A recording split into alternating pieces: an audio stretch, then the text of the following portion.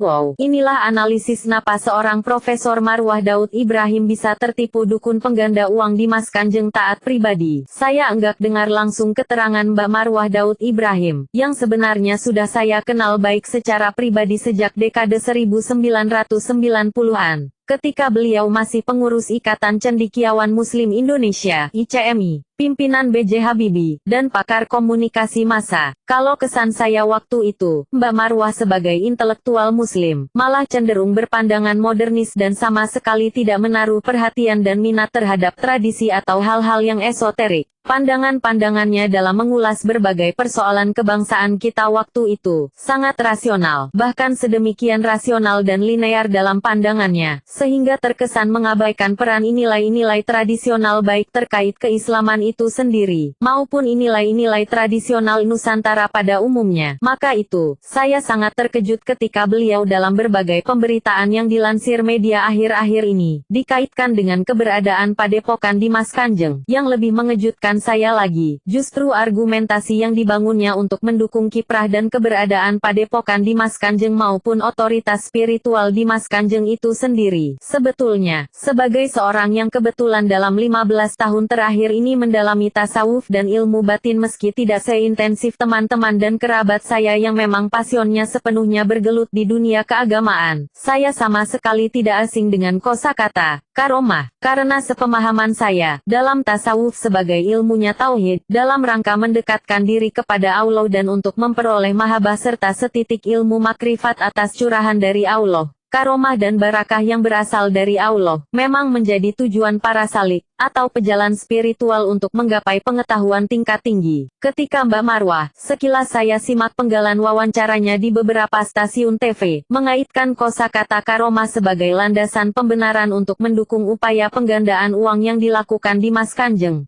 Pada titik ini, saya benar-benar terhenyak, karena sontak, buat saya Dimas Kanjeng dengan segala sepak terjangnya jadi tidak terlalu penting lagi. Karena kegusaran saya justru beralih kepada sebuah lompatan cara pandang yang secara ekstrim diperagakan oleh Mbak Marwah, dari seorang yang sangat modernis dan rasional, kemudian melakukan lompatan kuantum ke arah yang ekstrim berkebalikan, yaitu ke ranah yang sebenarnya esoterik. Hanya saja saya menangkap masuk melalui pintu yang tidak tepat. Saya tidak mengatakan salah loya, namun juga sepemahaman saya yang terbatas ini, syafaat karomah barokah yang berhasil digapai oleh para pengamalnya yang tekun, sama sekali bukan untuk tujuan-tujuan meraih materi atau bahkan jabatan yang sejatinya berhubungan dengan hal-hal duniawi ketimbang rohaniyah. Maka itu, ketika Mbak Marwah berargumentasi bahwa atas dasar karomah yang dimiliki Dimas Kanjeng sehingga bisa menggandakan uang, saya khawatir Mbak Marwah menggunakan sudut penglihatan yang di luar cara pandang kelaziman dan adab dari tradisi tarekat Islam di bumi Nusantara, yang kalau saya tidak salah, ada sekitar 48